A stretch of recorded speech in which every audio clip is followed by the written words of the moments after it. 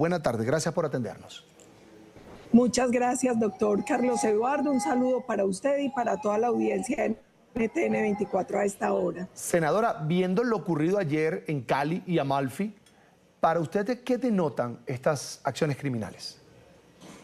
Eso es resultado de las fallidas políticas de seguridad humana y paz total del gobierno de Gustavo Petro. Eso dejó en evidencia lo que venimos denunciando hace tiempo, y es que hay un fortalecimiento de las estructuras criminales que hoy ocupan más de un 70% del territorio, un debilitamiento de la fuerza pública, no hay capacidad hoy de inteligencia, y por eso estos hechos luctuosos, pero además nos surgió una enorme preocupación por negligencia. Ayer, cuando se dan los hechos en Amalfi, quedaron 6 policías asesinados y 7 heridos, que por horas estuvieron pidiendo una evacuación, que no llegó. Y a medida que transcurrían las horas iban muriendo los miembros de nuestra fuerza pública allí. Entonces, estos son hechos muy graves, son hechos muy delicados, y esto lo que va mostrando es que es un fracaso la política de seguridad del gobierno, que no han asumido la obligación constitucional y legal, y eso lo estamos pagando con la sangre de los soldados, de los policías y de nuestros compatriotas. ¿En qué punto está el Estado colombiano ahora mismo frente al crimen organizado? Yo creo que hoy hay varios temas muy graves. El primero es la falta de legitimidad y de legalidad del gobierno para esos procesos que abrió de negociación. ¿Por qué hago esa afirmación tan dura? Primero, porque con muchas de las estructuras se está negociando sin que exista marco jurídico. 2, porque las personas allegadas a Petro, a la campaña de Petro y su propio hermano, afirmaron que ellos obtuvieron 1 millón de votos en las cárceles, en lo que se ha conocido como el pacto de la picota. Entonces, nosotros hemos visto que los criminales que hoy debería enfrentar el gobierno fueron sus aliados para llegar al poder.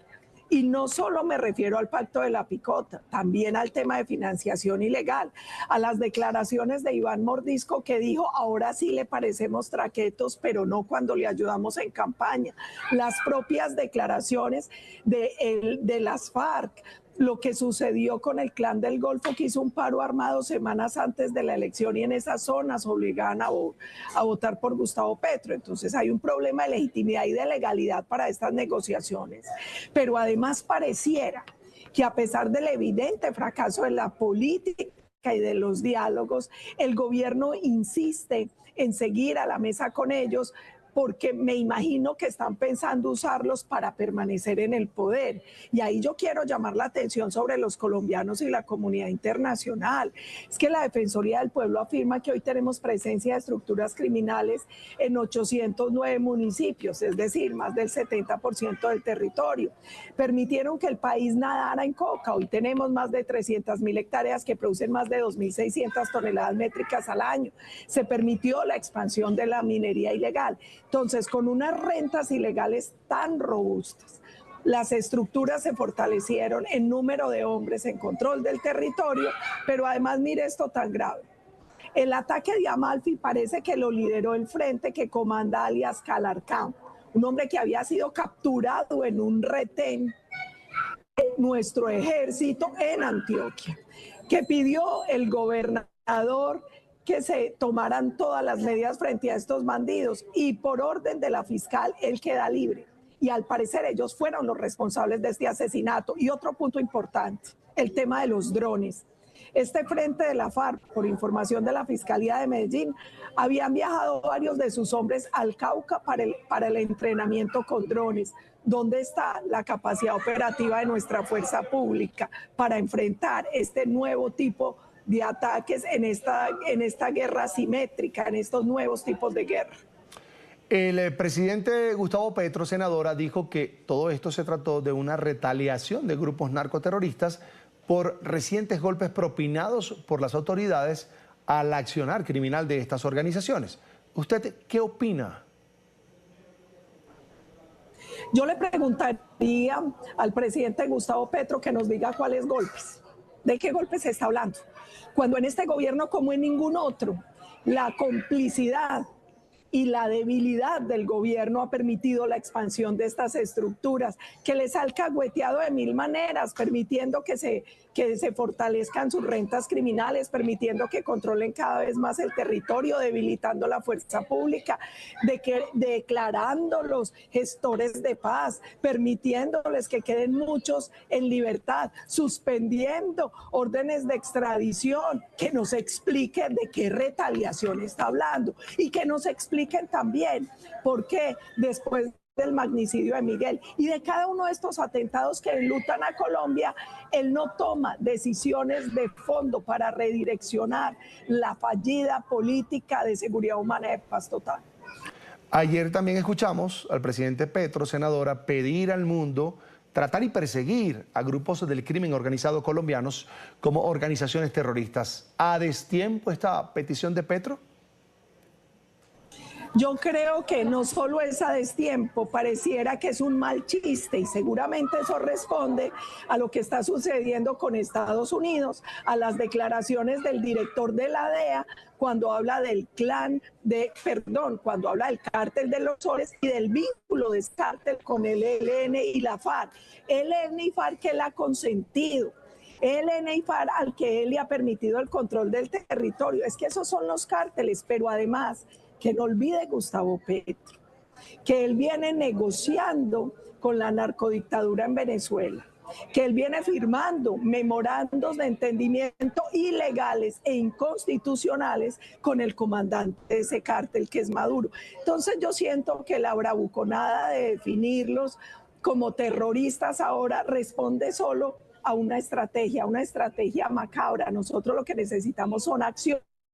Es más, si quiere que les diga monjas de la caridad, eso no importa. Aquí son los hechos los que van a definir si él va a cumplir su obligación constitucional y legal y además si él va a permanecer en esa complicidad con estructuras que son narcotraficantes y terroristas, contrario a lo que establece no solo la Constitución y la ley en Colombia, sino tratados internacionales de los cuales nosotros somos signatarios. Senadora, ya que toca el tema, hablemos de la demanda de inconstitucionalidad contra ese memorando de entendimiento entre Colombia y Venezuela para una conformación de una franja binacional. La escuché decir usted misma que no van a permitir que este territorio sea una nueva franja de Gaza. ¿Por qué consideran que no conviene a Colombia un acuerdo así? No le conviene porque nosotros vemos cómo esa zona se ha ido entregando poco a poco al control de las estructuras criminales, porque la franja de Gaza es una franja controlada por Hamás y aquí se pretende que esos más de 2.200 kilómetros de frontera entre Colombia y Venezuela termine bajo control del ELN. Hago esta afirmación por los hechos. En el Congreso del año pasado el ELN se declaró una guerrilla binacional y nosotros sabemos, y lo saben por todos los informes de inteligencia de los gobiernos, que hoy gran parte de los hombres, las armas y los comandantes del ELN están más concentrados en territorio venezolano que colombiano.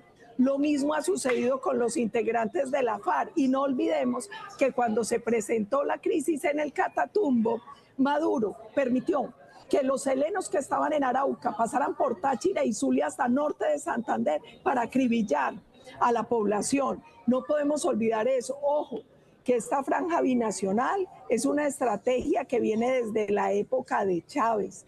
No olvidemos que hay muchos informes que han hablado sobre el deseo de convertir esa zona fronteriza entre Colombia y Venezuela en un territorio bajo control de estructuras narcotraficantes y terroristas. Ahora que Petro reconoció que en Venezuela sí operan las narcoguerrillas de la FARC y el ELN, ¿qué le pide usted al presidente como senadora y además como colombiana?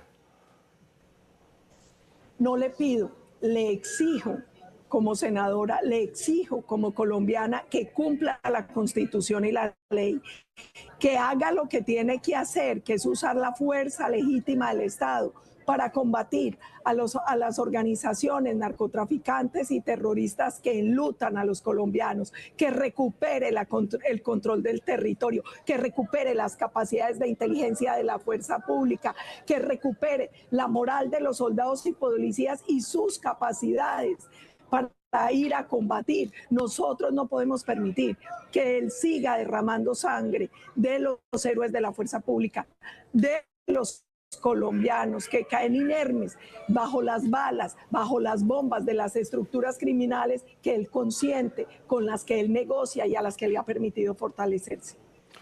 En pantalla, Paola Holguín, precandidata presidencial colombiana, además senadora por el partido opositor Centro Democrático. Gracias por acompañarnos esta tarde. Muchísimas gracias, y el llamado a los colombianos es que convirtamos el dolor en fortaleza. Este es el tiempo de tener más y más firmeza frente a las estructuras criminales y un llamado a la comunidad internacional. No permitamos que Colombia se convierta en un riesgo para la seguridad del hemisferio. Senadora, gracias.